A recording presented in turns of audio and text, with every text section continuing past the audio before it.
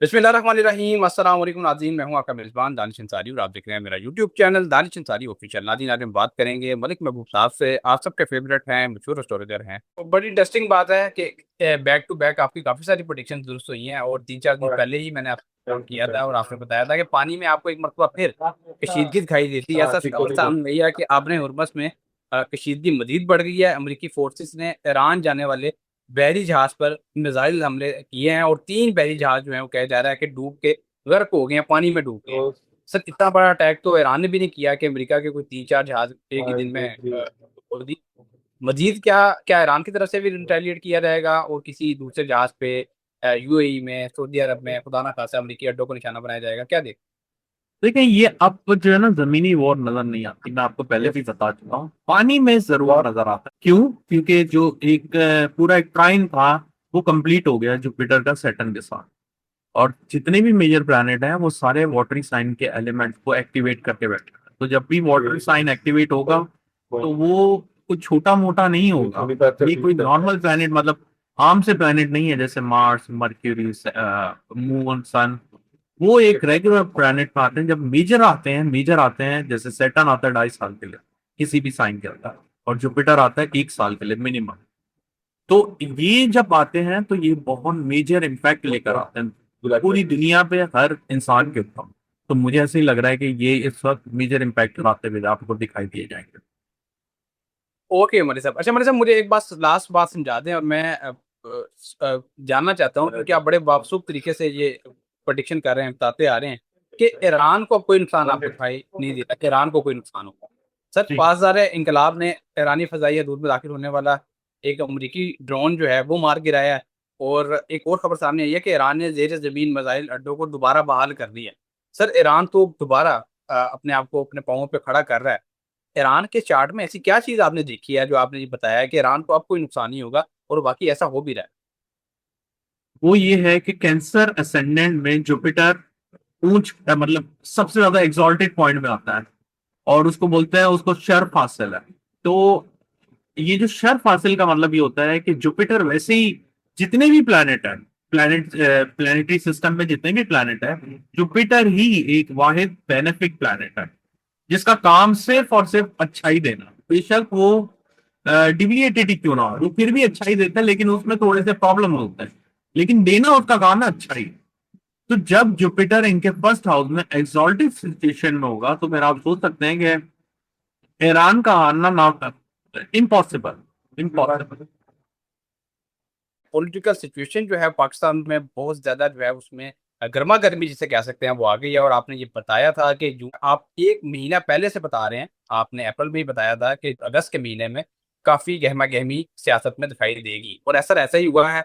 सुहेल अफरीदी ख़ साहब के खिलाफ उन एमएनएज़, उन एमपीएस ने एक फॉरवर्ड ब्लॉक बनाने की पूरी कोशिश कर ली है, बल्कि इकट्ठे हो गए हैं और वाज़ह तौर पे ये चीज़ें सामने आ चुकी हैं, जो चाहते हैं कि सुहेल अफरीदी साहब जो हैं खान साहब की रिहाई के लिए, क्योंकि वो पूरा ज़ोर लगा रहे हैं, कोशिश कर रहे हैं, एस्टेब्लिशमेंट के साथ नहीं बैठ रहे, तो वो चाहते हैं कि वो उन्हें उनकी कुर्सी से हटा दें। लेकिन दूसरी तरफ सुहेल अफरीदी साहब भी पूरी कोशिश कर रहे हैं कि इन एमएनएज़ और एमपीएस को मनाएँ। सर, क्या देख रहे हैं? आपने पहले ही बताया था कि सुहेल अफरीदी साहब में आप इमरान खान साहब की झलक दिखाई देती है और कई पीटीआई के अंदर ही कई मुखालफिन हैं, चाहते हैं खान साहब जेल के अंदर ही बैठे रहें, बाहर ना आएँ। क्या फ्यूचर देखते हैं पीटीआई का? देखिए, वो जो मैंने आपको झलक की बात की थी ना, वो यही झलक थी कि जो हालात खान साहब के रहे हैं पास्ट में और जो अभी तक हैं, वही चीजें जो है ना रिपीट होती हुई दिख रही हैं मुझे। और खान साहब का क्या है, खान साहब यूं समझें कि वो इजी टारगेट को ग्रैप नहीं करता है। अगर आप शेर को देखें ना, तो वो भी कोई मेजर टारगेट, बड़े टारगेट की तरफ जाता है। तो खान साहब भी इसी तरह से है कि इजी टारगेट को अप्रोच नहीं करते हैं। कोशिश करते हैं कि जो जो मेरे से ज्यादा चैलेंजिंग हो, मैं उसको जो है चैलेंज और ऑपोजिशन में जाके उसको चैलेंज करके दिखाऊं। तो जो जो हालात खान साहब के हैं ना, वही चीज इनके साथ हो रही है। और मैंने आपको बहुत दफा बताया था पहले भी कि सुहेल आफरीदी के लिए जो ये जर्नी है वो इतनी आसान नहीं होगी, उनको बहुत सारे चैलेंजेस का सामना करना पड़ेगा, और वही हो रहा है, दैट्स इट। लेकिन अगर आप ये बोल रहे हैं कि सुहेल आफरीदी को हटा के ये लोग कोई नया वजीर आला लेकर आ जाएंगे, I don't think so that's possible. अब सर आपने ये तो बताया था कि सियासत में गर्मा गर्मी होगी, गहमा गहमी होगी और हलचल दिखाई देगी, जल से जुलूस। लेकिन सर ये तो उल्टा पीटीआई के अंदर ही जो है लोग मुखालफिन जो है उनके असल चेहरे सामने आना शुरू हो गए हैं। हुकूमत के खिलाफ कब जलसे शुरू होंगे, एहतजाज कब शुरू होगा, कब लोग सड़कों पे आएंगे? महंगाई अपनी पीक पे पहुंच गई है, पेट्रोल की कीमत नीचे नहीं आ रही, लोग जो है वो दुआइयां दे रहे हैं लेकिन सड़कों पर नहीं आ रहे। ये कब देखते हैं आप? कौन सी ये तरीके अहम है? ये यूं समझें कि कल रात तक जुपिटर आपके कैंसर में ट्रांजिट कर जाएगा। कैंसर हाउस में ट्रांजिट करना मतलब कि पाकिस्तान के फोर्थ हाउस। तो यहां से यूं समझें कि आवाम को एक तरह से पीछे से पुश मिलेगा ही मिलेगा बाहर निकालने के लिए। तो मैं ये एक्सपेक्ट कर रहा हूँ कि इसी महीने के कुछ 5-7 दिन 10 दिन मैक्सिमम आपको डेफिनेटली लोग सड़कों पर नजर आने वाले हैं। अच्छा मलिक साहब, पाकिस्तान की तारीख रही है कि जब भी लोग सड़कों पे आते हैं तो खून खराबा भी होता है। अल्लाह पाक सबको अपने हिफ्ज़ ईमान में रखे।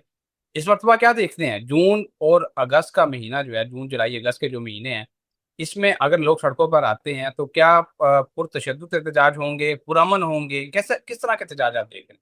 यार पूरा मन तो आप भूल ही जाए, क्योंकि जो प्लानिटरी कॉम्बिनेशन है नो डाउट पहले से बहुत बेहतर है। जिस वक्त ये सिलसिले शुरू हुए थे अमेरिका और पूरी दुनिया के ईरान के, उससे बहुत बेहतर है। मैंने आपको कहा था कि बीच में थोड़ी कामनेस आ जाएगी और वो कामनेस आई भी है। लेकिन ओवरऑल अगर हम पाकिस्तान के दायरे को देखें तो मुझे लगता है कि अभी प्रॉब्लम्स अभी बहुत बड़ी। तो ये खून खराबे वाले हालात अल्लाह ना करे, लेकिन दिक्कतें हैं पाकिस्तान में। मलिक साहब, बड़ी इंटरेस्टिंग बात है कि मैंने आपसे जब दूसरा प्रोग्राम किया था, आपने कहा था कि पीपल्स पार्टी जो है वो मरकज़ निगाह आइंदा आने वाले दिनों में रहेगी, और मैं बड़ा हैरान हुआ था कि पीपल्स पार्टी तो बड़ी खामोशी से कार्रवाई डाल देती है, अपना काम निकलवा लेती है, वो कैसे मरकज़ निगाह रह सकती है? तो सर ये खबर बड़ी अहम सामने आई है। एमक्यूएम ने महाज खोल दिया पीपल्स पार्टी के साथ और कहा है कि पीपल्स पार्टी ने गवर्नर सिंध को इसलिए हटाया कि वो इनके गैर कानूनी कामों में रुकावट थे। जो कामरान टेसोरी से बेसिकली, जो साबिक गवर्नर सिंध रहे हैं, वो कह रहे हैं कि फारूक सत्तार एमपीएम के रहनुमा, कि वो पीपल्स पार्टी के गैर कानूनी कामों के दरमियान रुकावट से। सर दिलचस्प बात यह है कि एमपीएम और पीपल्स पार्टी दोनों वफाक में हुकूमत का हिस्सा है, ये आपस में लड़ पड़े हैं। इनका क्या फ्यूचर देख रहे हैं? देखिए मैंने बताया था कि इनका जो भी फ्यूचर हो ओवरऑल जो है पीपल्स पार्टी कंट्रोल। प्रॉब्लम आने वाली है नून लीग के लिए, जो कि अभी किसी को भी नहीं नजर आ रहा, लेकिन मुझे ऐसा लग रहा है नून लीग के लिए बहुत बड़े मसाइल आपके सामने आने वाले हैं बहुत जल्दी। और अवाम भी उनके खिलाफ आपको नजर आएगी। क्यों? क्योंकि मेजर उसमें जो है स्ट्रक्चर में नून लीग, मुझे लगता है, मुझे नहीं पता, लेकिन मुझे ऐसा लगता है कि हर मेजर डिसीजन या हर मेजर कोई नए कानून साजी या उसके लिए नून लीग आ गई है, तो जिसकी वजह से प्रॉब्लम। मैंने जैसे पहले भी बताया आपको लास्ट टाइम भी कि जो प्लानिटरी कॉम्बिनेशन है वो सिंगल नहीं है, बहुत सारे कॉम्बिनेशन है। तो इसका मतलब यह है कि सिर्फ बजट नहीं होगा, बहुत सारे मसाइल होंगे। वो ये होता है कि कभी कभी एक जो होता है ना, चिंगारी जो है पूरी आग भड़का देते हैं। तो चिंगारी शायद बजट हो, लेकिन सिर्फ बजट की वजह से जाना वो मुझे समझ नहीं आता। मैंने लास्ट टाइम जब आपके साथ प्रोग्राम किया था, मैंने आपको बताया था कि गजा के हवाले से एक बड़ी अहम खबर, बड़ी अहम अपडेट सामने आई थी। इसराइल के जो पीएम है नेतन्याहू, उन्होंने कहा था कि गजा के 70% हिस्से पे उनकी फौज कब्जा कर ले, ऑर्डर जारी किया था उन्होंने। लेकिन आपने कहा था कि फलस्तीन का इशू जो है अभी नहीं उठेगा, सामने नहीं आएगा, वो बैकवर्ड चला जाएगा। अभी आपने कहा था कि लिबनान और तुर्की के हवाले से आपको खबर आते दिखाई देती है, और सर ऐसा ही हुआ है। अभी नेतन्याहू ने इसराइली फौज को कहा है कि लिबनानी इलाके चंद उन्होंने बताए हैं, इन पे फौरी तौर पे कब्जा कर लो। और इस वक्त जब हम ये प्रोग्राम रिकॉर्ड कर रहे हैं, वो कब्जा कर चुके हैं।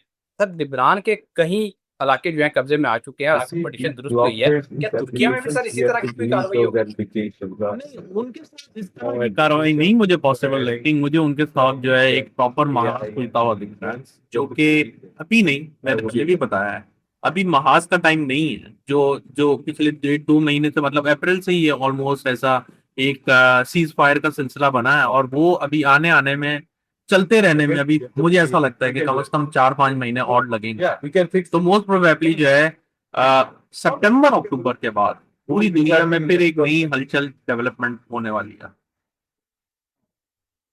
सर डोनाल्ड ट्रंप ने एक बड़ी खौफनाक बात की है। उन्होंने कहा है कि ईरान के साथ अगर हमारा मुआहदा ना हुआ तो हम ईरान को तबाह कर देंगे। और साथ ही उन्होंने अपनी बात से टर्न भी लिया है। उन्होंने एक नया तब्दील शुदा सख्त तजावीज वाला मुसद्दा जो है वो ईरान को भेजा है। पहले उन्होंने एक मुसद्दा भेजा था, उन्होंने कहा था कि ईरान अगर ये हमारी टर्म्स मान ले तो हम इनके साथ मुआहदा कर लेंगे। अब उन्होंने यू टर्न लिया है, वो कह रहे हैं वो मुसद्दा हमने रिजेक्ट कर दिया है, अपना ही मुसद्दा जो भेजा था उसको रिजेक्ट कर दिया, अब एक नया मुसद्दा, एक नया ड्राफ्ट है वो भेज दिया है। सर इतनी कॉम्प्लिकेटेड सिचुएशन है, कभी डोनाल्ड ट्रम्प कुछ कहते हैं, कभी कुछ कहते हैं, ऐसे में मुआहदा कैसे होगा? आप तो पहले से, मैं जानता हूँ आप पहले से कह रहे हैं कि मुआहदा नहीं होगा, अभी ये मुज़ाकरात मुज़ाकरात खेल रहे हैं, लेकिन ये सिचुएशन तो मजीद कॉम्प्लिकेटेड होती जा रही है। करने देना सर, वो चलती रहेगी। अभी अभी कुछ नहीं होगा, मैं आपको बता रहा हूँ ना, प्लानिटरी कॉम्बिनेशन अभी कुछ और दिखा रहे हैं। ये वो जो आप बोल रहे हैं मुज़ाकरात हो जाए, एग्रीमेंट हो जाए, मैंने आपको कहा है कि लीस्ट से लीस्ट अगर मुज़ाकरात हो जाते हैं तो भी वो किसी तरह से टूट जाएंगे, और फिर वही होना है जो सितारों में नजर आ रहा है। अल्लाह करे वो ना हो, लेकिन मुझे ऐसा ही दिखता है कि ये अभी जो है ना, डस्ट सेटल नहीं हुई है। ये मिट्टी उड़ रही है, तूफान में ही है, लेकिन एक तरह से जो क्रिटिकल सिचुएशन थी, जो हम फरवरी से अप्रैल तक देखते आ रहे हैं, वो ओवर हो चुकी है। ओके, बहुत शुक्रिया हमारे साहब, आपने वक्त निकाला। नाज़रीन आपका भी शुक्रिया, वक्त निकालते हैं फीडबैक देने के लिए और कमेंट्स करते हैं। आपका फीडबैक बड़ा इंपॉर्टेंट है हमारे लिए। अपने सवालात भी लाजमन पूछा करें, आपके सवालात प्रोग्राम में ऐड करते हैं इंशाल्लाह। नेक्स्ट प्रोग्राम में ऐसे ही दिलचस्प टॉपिक है दोबारा पेश होंगे। अगली वीडियो तक के लिए मुझे और मलिक महबूब साहब को इजाज़त दीजिए। अल्लाह हाफ़िज़।